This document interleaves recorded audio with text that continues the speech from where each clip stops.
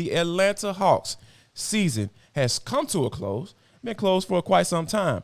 But I think that when you start thinking about the offseason and what they need to do in order to be better, and in order to not bow out in the first round, and they have some tough decisions to make. When you think about Landry and Quin Snyder, now in the fold and making some decisions, Quin Snyder has a little say-so as far as with personnel, and then Landry is in this role for the first time. I think that when you look at what John Collins has done since he's been here, he's earned a contract, 5 years, $125 million extension back in 2021, but he has been in the center of the trade rumors, and rightfully so, because his play on his court has kind of warranted that. So I think right now, given where the Hawks are, Sam, given what the results have been for the past 2 years and bound out in the first round, with all the rumors and everything that have been going on, is it finally time now for the Hawks to trade John Collins? Man, that's a great question. You think of the time. Time is the word that you think, because is it time or maybe past time? Because when these trade rumors started, there was a lot of value for him. Right. He was playing, he was producing at a different level. Getting better every year. This past season. Yep, he was getting better. And this year, maybe it was the idea of having that hanging over his head, the possibility of the trade just made him hesitant, and he just didn't have the kind of games that we wanted to see consistently. We see him have one every now and then, say, well, maybe he's getting going now. Or maybe he's going to get, and it just wouldn't happen for him. Great community person, great team person, great, all that type thing. Yeah. But this team is at a stage right now where there's a level of expectation because of what happened a couple of years ago. People still expect something. And I say that, Jarvis, because the fans still showed up. This team is coming off a season where they set a record for home sellouts in a season. Yeah. Home sellouts, they set a record. They come out. Absolutely. And these are not people showing up just because LeBron is playing or in the past because Kobe's in town. These are season ticket holders. These are people who are invested in your home team. You owe these people. The ownership owes these people to go out this offseason and do something to make a difference. And you've been in this city a long time. You know how the love affair has always been. This has always been a great NBA town. But Absolutely. The NBA fans have not always loved their NBA team. They've come out to support whatever star was coming through town. People are coming out now because they're showing love for their NBA team. They're showing we're ready to support you. You've shown us, you brought in a talent, a superstar player. We want to get behind him, get the right talent around this person so that this team can be what it's supposed to be. Think about the East this year. The East has been a toss-up.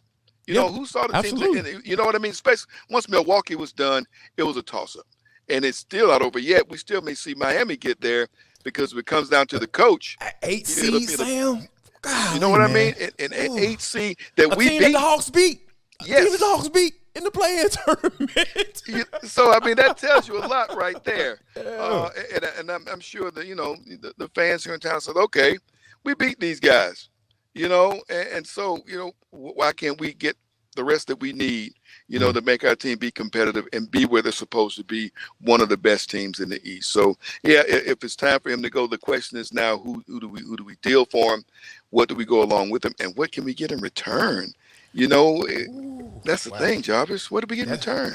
That's a really good question, and I'm glad you asked, Sam, because me, I feel like it's time. It's been time. It's time to get this man up out of here, and for all the reasons you just listed. Now I know I've been hard on JC.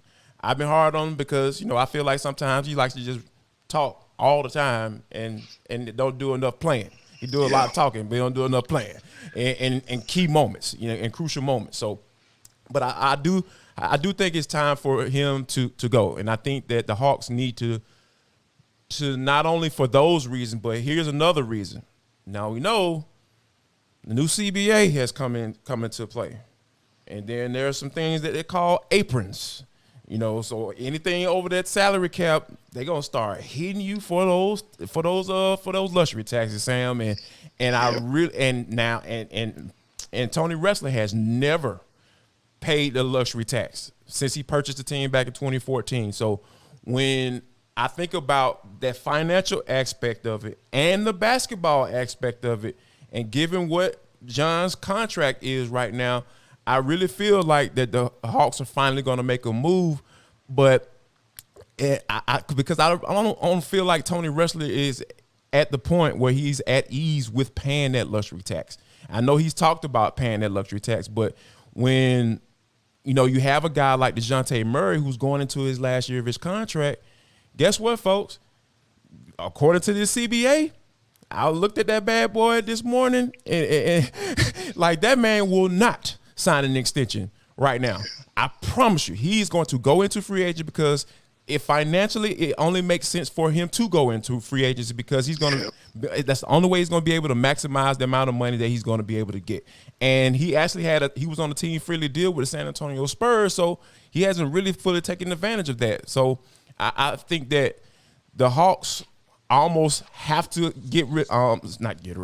sign and trade John Collins, and see what you can get for him. And as far as what you can get for him right now, like I don't even think you can get a starter for him. I think you're going to be able to get some good guys to be able to come off the bench, maybe somebody who has some starter potential. But I think if you can get some guys that coming off the bench, I saw a trade for the Indiana Pacers, a trade that the Indiana Pacers might be interested in trading for him, and it was guys like Chris Duarte and another guy who comes off the bench for the Pacers, and I was just like, that's kind of where we are right now when it comes to John Collins. You're not getting a starter for him. You're not getting a first-round pick for him. You're more than likely going to get some guys that can come in and contribute coming off the bench and maybe be a spot starter for you. Well, that's the thing. And what are we seeing in these NBA finals and Eastern and Western Conference finals? You're seeing a Lakers team with 2 stars, but who are the rest? Who is the rest of this group?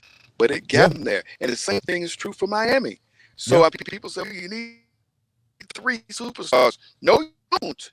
No, you don't. You don't. You get some guys who's just a good fit for your team, but play hard and make a difference. And maybe that's what's needed here.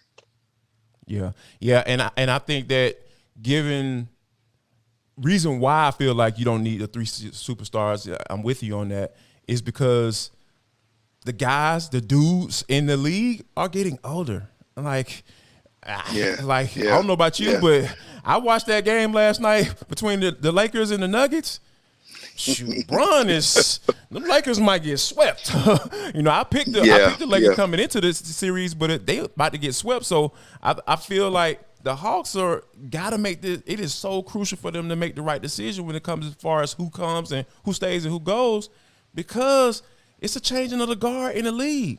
Like you got guys like John Morant, who you looking at the Memphis Grizzlies, they were going to be contenders, but he don't know how to act right. So the Western Conference is basically up for grabs. Yeah. We don't talk about Ja. It's a whole different conversation. It is. Face of the league. Yep. We can't even get into it. We don't have time today. That'll be going. That'll be going way long for talk with it. But I do feel like this team is primed for making some decisions. A little veteran presence. I think this team has missed, and that's something else to think about too. Absolutely. And those are some of the guys that you won't have to pay as much money for. And I feel that's why I feel like those are type of the deals that I feel like Landry Fields is going to be looking for when John Collins actually comes off the trade block and goes to another team. Like, hey, who's a veteran guy that can come in this locker room and be a voice, not only just a voice, but somebody who can come on the court and be that voice and play and speak with his play. And not necessarily just be a guy to just, be a Udonis Haslem and out here just being a locker room guy. Well, the Hawks don't need that. They need somebody who can come in that been there, done that, and know how to play as well. So like somebody like a Bobby Portis, like I would love for the Hawks to get their hands on somebody like that, man. Or just like who Miami has with Kyle Lowry. That's kind of what a guy who's been there, a guy who's won it, and the guy who's going to command that attention. Those guys, the Hawks, a lot of youth. A lot of youth, and a player like that who's been there, they've seen him go all the way. When he says, hey, look, this is how it goes, they're going to follow. They're going to shut up. And like I said, they're going to shut up and listen. And so the team needs to look for a little bit of that kind of presence for the upcoming season. And one thing that I hope this isn't true is the fact that, when you look at like Dejounte going into the last year of his contract, do they have to get rid of John Collins in order to even think about being able to pay Dejounte Murray? Do you think that's true? I don't know. I mean, you came in and you still want to see him be the better fit for the role. When they had a role for him to be this tag team partner for Trey, and it was hit and miss. It was hit and miss. It was. Some. But this team bottled it up in the Boston series. They bottled it up in the postseason to get the win at Miami. They went up and got an impressive win up at Boston. And they did that. And so we're like, where was that all season? Where was it all? Come on, That's man. the thing that made me mad.